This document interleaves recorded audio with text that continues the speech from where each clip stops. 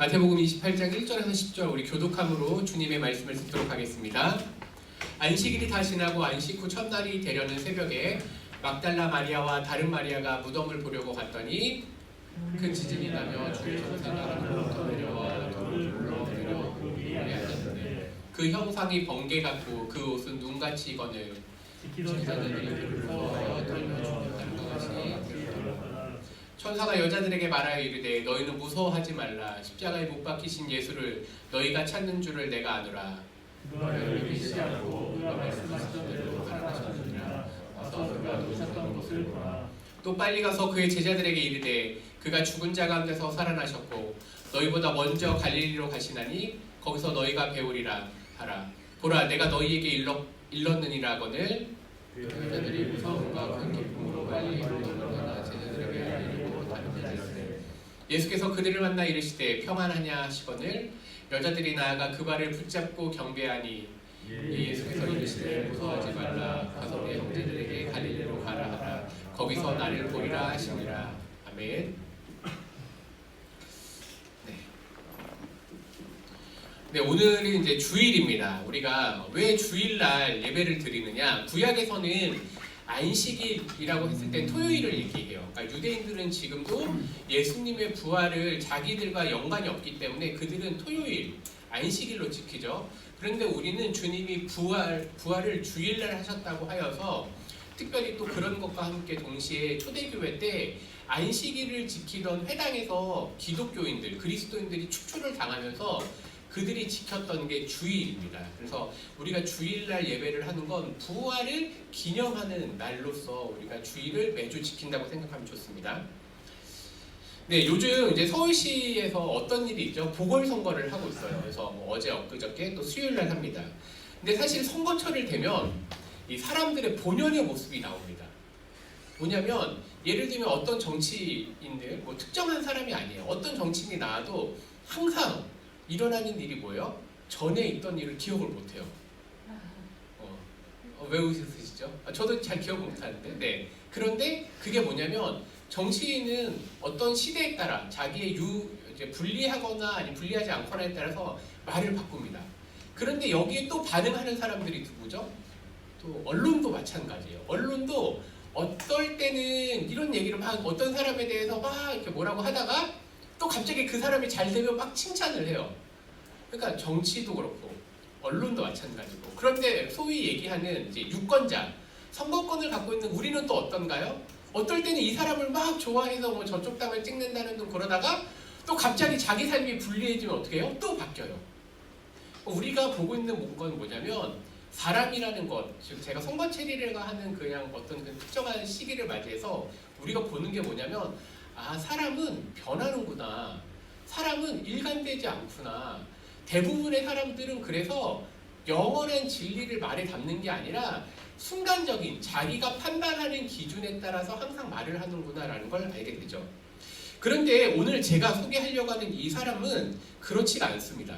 그는 이전에도 그렇고 그 이전에도 그렇고 항상 한결같은 목소리를 냈습니다.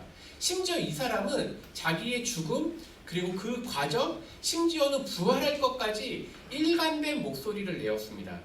여러분들도 다 알고 있는 예수님입니다. 오늘 저는 특별히 마태복음에서 예수님이 하신 말씀들을 추적해 갈 것입니다. 그래서 그분의 목소리, 그분의 메시지가 어떠했는지 시간의 순서를 따라서 제가 한번 쫓아가 보려고 합니다. 그래서 예수님이 말씀하시던 대로라고 했던 마태복음 28장 6절 그리고 오늘 설교 제목인 그가 말씀하시던 대로 살아나셨다고 하는데 이게 정말 말씀하셨다는 게 몇 번이나 혹은 그분이 얼마나 이것을 일관되게 주장했는지 우리는 좀 밝혀보려고 합니다. 예수님이 말씀하신 것은요, 이전에 십자가의 죽으심과 부활에 대해서 일관되게 얘기했다는 거예요. 예수님이 돌아가신 날은 언제였죠? 요일로 따지면 금요일입니다. 그런데 예수님은 금요일 전날 밤에도 이 얘기를 하셨습니다. 마태복음 26장 31, 32절 그때 이건 목요일입니다. 예수께서 제자들에게 이르시되 오늘 밤에 너희가 다 나를 버리리라. 예수님이 목요일에서 금요일로 넘어가는 이 시점에 제자들이 다 자기를 버릴 것을 얘기하고 있습니다. 그런데 성경을 알고 있는 사람들은 알고 있지만 특별히 이사야의 예언에서는 예수님이 버림받을 것, 즉 고난받은 종에 대해서도 이미 얘기하고 있죠. 기록된 바 내가 목자를 치리니 양의 떼가 흩어지리라 하였느니라. 그러나 내가 살아난 후에 너희보다 먼저 갈릴리로 가리라. 즉 예수님은 죽으심 또 부활할 것에 대해서 금요일 전날 목요일에도 얘기하셨습니다. 그럼 한 번 얘기하셨을까? 한 번 또 보죠. 예수님은 종려 주일절, 즉 예루살렘 입성 전에도 이런 얘기를 하셨습니다. 즉 예수님은 금요일 날 돌아가시고 목요일 날도 얘기하시고 그 전에 주일날 종려주일, 우리가 지난주에 배웠죠. 종려주일 전에도 예루살렘 입성 전에 얘기하셨습니다. 예수께서 예루살렘으로 올라가려 하실 때에 예수님이 이제 죽으시러 가시는 거예요. 그러니까 지금 오늘 읽은 본문은요, 예루살렘에서 죽임당하신 예수님의 시간을 거슬러서, 장소를 거슬러서 설명할 거예요. 12제자를 따로 데리시고 길에서 이르시되 보라, 우리가 이제 예루살렘으로 올라가노니 인자가 대제사장들과 서기관들에게 넘겨짐에 그들이 죽이기로 결의하고, 예수님은 이미 다 이 모든 것을 아셨죠. 그리고 그것대로 이루어졌습니다. 19절 이방인들에게 넘겨주어 그를 조롱하며 채찍질하며 십자가에 못 박게 할 것이나 제3일에 살아나리라. 예수님은 자신의 죽으심과 부활에 대해서 목요일 날 얘기하신 것뿐만 아니라 예루살렘으로 올라가기 전에도 얘기하셨습니다. 심지어는 이제 저 멀리 갈릴리 그리고 가이사랴 빌립보는요, 예루살렘에서 가장 먼 거리를 얘기하고 있는 거예요. 갈릴리에서는 어떤 얘기 하셨죠? 갈릴리에 모일 때 예수께서 제자들에게 이르시되 인자가 장차 사람들의 손에 넘겨져 죽임을 당하고 제3일에 살아나리라 하시니 제자들이 매우 근심했습니다. 근데 가이사랴 빌립보, 마태복음 16장은 우리가 알고 있듯이 가이사랴 빌립보에서는 어떤 일이 발생하냐면요, 베드로가 예수님이 누구신지, 주는 살아계신 그리스도, 살아계신 하나님의 아들입니다라고 하는 그 고백을 했던 그 시점에서 예수님이 뭐예요? 자기가 예루살렘에 올라가 장로들과 대제사장들과 서기관들에게 많은 고난을 받고 죽임을 당하고 제3일에 살아날 것을 제자들에게 비로소 나타내셨다고 하셨습니다. 그러니까 예수님은 어느 시점까지, 마태복음의 이 지금 제가 시간과 공간에 의해서 얘기를 하고 있어요. 멀리서 가이사랴 빌립보에서, 갈릴리에서 예루살렘에 올라가는 과정, 예루살렘에서 심지어는 돌아가시기 직전까지 예수님은 한결같은 목소리로 나는 죽을 것이다, 그리고 나는 다시 살아날 것이다 라는 것을 얘기하셨습니다. 예수님의 이러한 일관된 목소리를 통해서 예수님은 이 세상에 왜 오셨는가? 예수님은 죽으시러 그리고 부활하러 오셨다고 얘기했습니다. 근데 이게 마태복음에서만 얘기를 하는 것뿐만 아니라 마가복음과 누가복음, 요한복음에도 동일한 목소리를 내는데, 이제 저는 고린도전서, 특별히 부활장이라고 얘기하는 고린도전서 15장 부활장이라고 하는데, 이제 바울의 목소리를 빌려보려고 합니다. 아니 여기 하나 빠졌네요. 예수님의 그 반대자들, 대제사장들과 바리새인들까지도 마태복음 27장 63절, 주여, 여기서 이제 빌라도를 부르는 거예요. 주여, 저 속이던 자, 여기서는 예수님을 얘기하는 거예요. 살아있을 때 말하되 내가 사흘 후에, 3일, 이제 죽었다 3일 후에 다시 살아나리라는 것을 우리가 기억합니다. 예수님이 얼마나 일관된 목소리를 냈는지 반대자들까지도 얘기하는 거예요. 저 사람은 자기가 죽었다 살아난다고 했으니까, 그러니까 빌라도 그때 이제 총독이었죠. 총독님, 그러니까 저 사람이 무덤을 좀 지키게 해주십시오. 그러니까 계속 일관된 목소리, 심지어 반대파들도 예수님이 한결같은 목소리를 했다고 그 목소리를 빌려서 얘기하는 거예요. 근데 이제 여기에 대해서 바울은 이제 말씀하시던 대로 해서 성경대로라고 표현을 조금 바꿉니다. 왜냐하면 바울은 이제 예수님의 말씀뿐만 아니라 성경에 기록되었던 내용들까지 가지고 오는 거죠. 이는 성경대로, 즉 구약에서 얘기했던 그 예언대로 그리스도께서 우리 죄를 위하여 죽으시고 장사 지낸 바 되셨다가, 성경대로 일부러 같은 표현을 썼어요. 사흘 만에 다시 살아나겠다고 하셨어요. 즉 우리는 예수님의 일관된 목소리, 또 바울을 통해서, 왜 바울이 성경대로라고 얘기하냐면요, 바울은 당시에 가장 뛰어난 구약학자 중에 한 명이었어요. 근데 그 구약학자인 바울이 구약을 연구하면서 깨달은 게 뭐냐면, 성경에서 예수님의 죽으심과 부활하심을 예언했다라고 이제 바울은 그걸 신약의 관점에서 해석을 해주는 거예요. 우리는 그 결과로 알게 되는 게 뭐예요? 예수님은 한결같이 한 목소리를 내셨습니다. 그분의 메시지는 자신의 죽음과 부활이었습니다. 그런데 예수님은 이것만 말씀하셨는가? 라고 했을 때 이제 마태복음에 다시 돌아가면 예수님이 다른 이야기를 한 것을 보게 됩니다. 두 번째입니다. 예수님은 제자도에 대해서도 말씀하셨습니다. 즉 예수님을 따라가는 제자들. 지금 저는 오늘 마태복음을 뒤에서부터 앞으로 가는 과정에서 설명하고 있어요. 마태복음 10장과 16장, 이제 16장, 10장이 이제 어떻게 보면 시작과 끝을 얘기하는 거예요. 마태복음 10장 38, 39를 같이 한번 읽어보겠습니다. 시작. 또 자기 십자가를 지고 나를 따르지 않는 자도 내게 합당하지 아니하리라. 자기 목숨을 얻는 자는 잃을 것이요 나를 위하여 자기 목숨을 잃은 자는 얻으리라. 마태복음 16장 24, 25 같이 한번 읽겠습니다. 누구든지 나를 따라오거든 자기를 부인하고 자기 십자가를 지고 나를 따를 것이니라. 누구든지 제 목숨을 구원하고자 하면 잃을 것이요 누구든지 나를 위하여 제 목숨을 잃으면 찾으리라. 예수님이 일관되게 하신 말씀이 뭐예요? 처음에는 예수님은 특별히 마태복음 16장 이후죠. 그러니까 후반부는 거의 한 10장가량을 예수님은 자신의 죽음과 부활에 대해서 얘기를 했다면, 이제 그 앞에서는 뭐라고 얘기해요? 자신의 죽음과 부활을 앞두고 이제 제자들도 너희들도 자기 십자가를 지고 나를 따라야 된다라고 얘기하는 거예요. 그러니까 예수님의 어떤 사역에 쭉 흘러나오는 과정 속에서 예수님의 메시지와 예수님의 그 제자도, 근데 그 핵심은 뭐예요?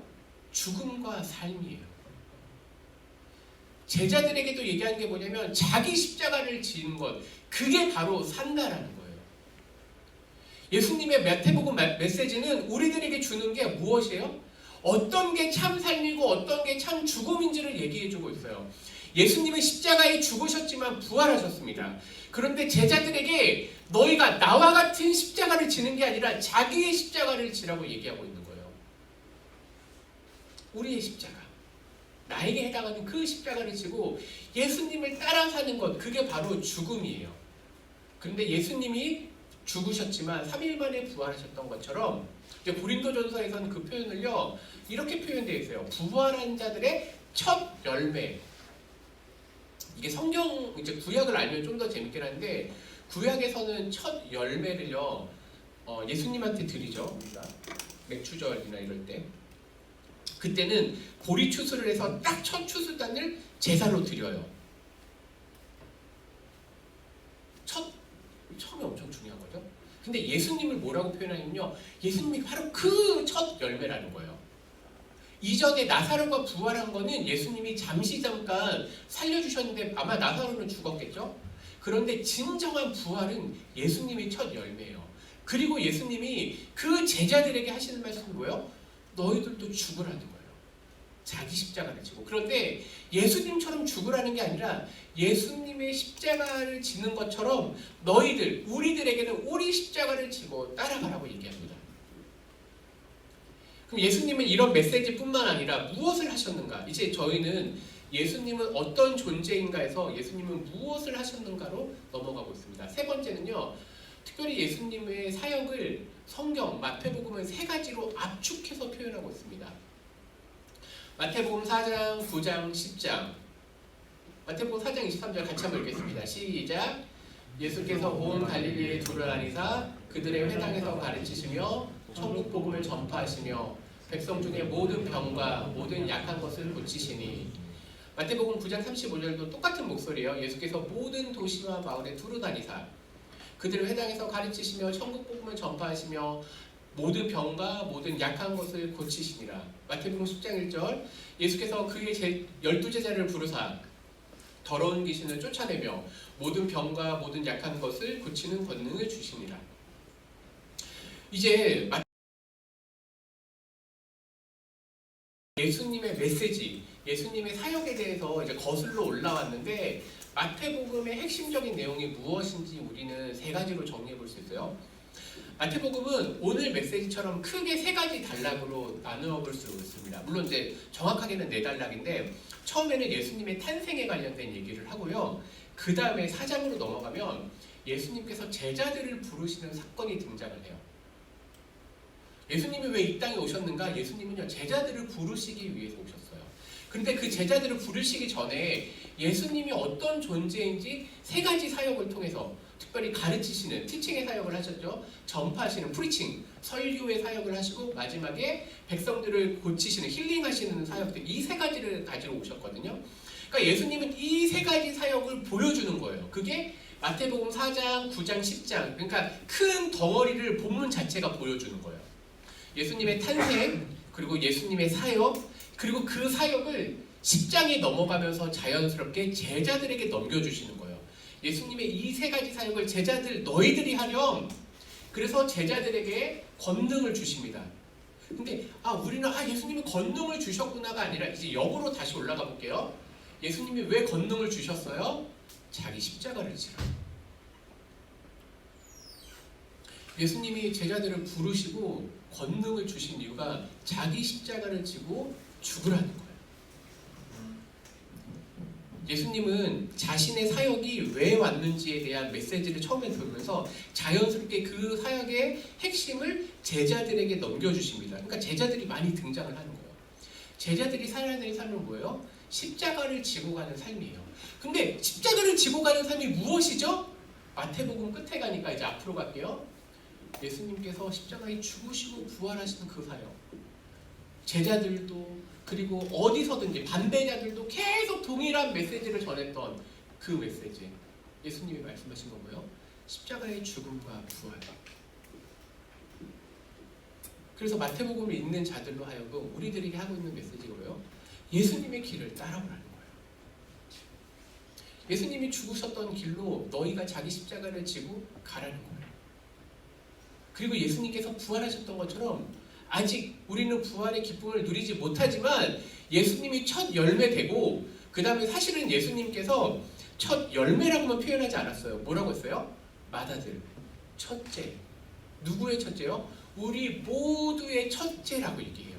우리를 형제로 부르시는 거예요. 예수님이 온 세상의 왕이시면요, 우리 역시 뭐예요? 온 세상의 왕으로 존재하는 존재들이 되는 거예요. 교회가. 그게 에베소서와 요한계시록에서 표현하고 있는 거예요. 왕노릇하리라. 그 보좌 옆에 앉게 되리라 라고 하는 이 신약의 표현들이 우리들에게 주어진 거예요. 다른 사람들에게 주어진 게 아니라. 그러면 이제 우리는 결론을 맺어야 되겠죠? 예수님께서는 말씀하시던 대로 죽으시고 부활하시고 그 사역을 우리들에게 건너주셨습니다. 건네주셨죠. 특별히 마태복음을 세 가지 정도, 네 가지로 정리하는 것도 우리가 들었습니다. 그럼 이제 우리는 어떻게 해야 될까요? 첫 번째는 말씀을 읽어야 돼요. 왜냐? 이제 예수님이 말씀하시던 대로 모든 것을 이루어 가셨는데 바울은 이제 2세대예요. 예수님이 부활하시고 나서 그 다음 세대인 대표적인 인물인 바울은 뭐라고요? 성경대로 죽으시고 부활하셨다라고 우리들에게 알려주신 거예요. 그럼 우리들에게도 역시 동일한 게 뭐예요? 말씀을 읽고 들어야지 거기에서 정말 예수님이 하고 싶은 얘기, 예수님이 해야 될 얘기, 그리고 우리가 살아갈 인생의 방향이 거기에 있는 거예요. 그래서 말씀을 읽으라는 거예요. 두 번째, 말씀이 이제 살아야 돼요. 부활을 아는 사람들, 부활을 들은 사람은 많은데 부활대로 살아가는 사람이 이 세상에 많지가 않은 거예요. 저는 오늘 여러 가지 부활에 대해서 얘기할 수 있지만 물론 논리적인 설명도 필요하겠지만 저는 여러분들에게 주고 싶은 메시지는 뭐냐면요. 부활을 살라. 그게 자기 십자가를 지고 사는 삶이에요. 그게 부활을 가지고 사는 삶이에요. 그게 제자들에게 주셨다는 거예요. 자기 십자가를 지고 예수님을 따르는 삶, 그게 말씀을 사는 삶, 부활을 사는 삶이에요.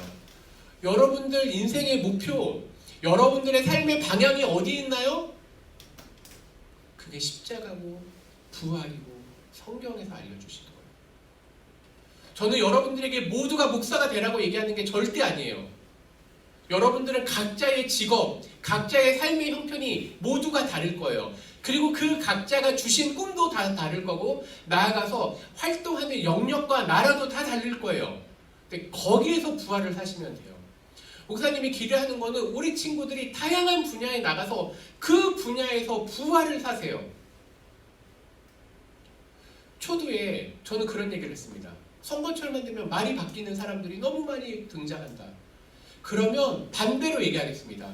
참된 그리스도인들이 만약 정치로 나간다면, 참된 그리스도인들이 언론에 나간다면, 참된 그리스도인들이 투표를 한다면 그들은 어떤 기준을 가지고 삶을 살아갈까요? 어떤 변화가 있을까요? 지금부터 100년 전에 한국 사회는요, 교회 다닌다는 게 신용이었어요. 그래서 일반 사람들에게는 돈을 안 빌려줘도 교회 다닌다고 하면요, 2%에 불과한 그리스도인들에게는 돈을 마음껏 빌려줬어요. 왜냐하면 예수 믿는 게 신뢰가 너무너무 높았기 때문에. 33인의 그 대표 중에 대부분, 한 반 정도가 그리스도인들이라는 걸 우리가 알고 있어요. 왜 그들은 민족의 지도자가 되었을까요? 그들은요, 말씀대로 살았기 때문이에요. 그들은요, 죽음을 앞두고 있었지만 그러나 그것이 참된 삶이라는 것, 예수님의 말씀을 따르는 삶이라는 게 참된 삶이라는 걸 알았기 때문에 그들은 자기 십자가를 지고 살았기 때문에 민족의 지도자가 되었어요. 오늘날 왜 민족의 지도자가 없을까요? 라고 생각하면 교회의 숫자가 부족한가요? 아니요. 교회는 이미 많습니다. 그런데 부활을 살지 않고 말씀을 살지 않기 때문에 그렇죠. 그래서 오늘 저희는 다시 한번 말씀을 읽는 삶에서 말씀을 살아가는 삶이 되어야 됩니다. 마지막은요, 말씀을 이제 전하라는 거예요. 사는 것과 전하는 것은요, 사실 분리할 수가 없어요. 어떤 사람이 말로는 그렇게 하지만 그의 삶이 따르지 않는다면 이 사람이 일관되지 않다는 걸 우린 너무 쉽게 발견해요. 그런데 예수님의 말씀을 보셨죠? 예수님이 아주 수많은 방법대로 다양한 곳에서 내가 죽을 것이다, 그러나 부활할 것이다. 예수님은 그 말씀대로 죽으시고 부활하셨습니다. 그리고 그 믿음을 제자들에게도 주셨습니다. 뭐라고요? 자기 십자가를 지고 살면은 그게 죽음의 길이지만 생명의 길이라고 우리에게 보여주셨습니다. 우리에게 그 길을 주시는 거예요. 그게 바로 전하는 것고, 그리고 그게 사는 삶이에요. 물론 우리는 때로 예수님을요, 직접적으로 예수님의 죽으심과 부활하심을 말로 증언해야 될 필요가 있어요. 그게 복음 전파죠. 근데 그와 동시에 우리의 삶을 통해서 예수님을 나타내는, 다른 말로 얘기하면 부활을 나타내는 것이고 말씀대로 사는 것, 이것이죠. 그래서 결론을 15장 58절, 부활장의 가장 끝절입니다. 같이 한번 읽겠습니다. 그러므로 내 사랑하는 형제들아, 견실하며 흔들리지 말고 항상 주의 일에 더욱 힘쓰는 자들이 되라. 이는 너희 수고가 주 안에서 헛되지 않은 줄 알미라. 고린도전서 15장은요, 부활장의 가장 마지막이에요. 부활을 살라는 거예요. 부활을 사는 게 뭐예요? 주의 일에 더욱 힘쓰는 자들이 되라. 주의 일이 교회 일인가요? 물론 그럴 수 있죠. 근데 거기에 한정되지 않아요.